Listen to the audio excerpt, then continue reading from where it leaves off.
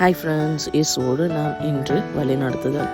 சங்கீதம் 73 அதிகாரம் 24 வசனம் இவ்வாறாக கூறுகிறது: உம்முடைய ஆலோசனையின்படி நீர் என்னை நடத்தி முடிவிலே என்னை மகிமையில் ஏற்றுக்கொள்வீர். ஆமாங்க, ஆண்டவர் நமக்கு ஒவ்வொரு நாளும் ஒவ்வொரு ஆலோசனை தருவாங்க.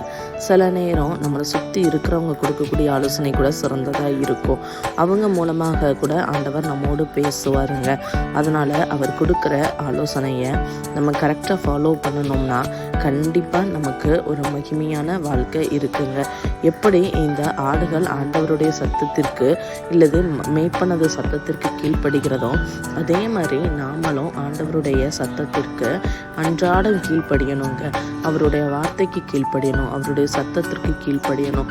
நாம் அவர் முன்பாக தாழ்த்த வேண்டும்.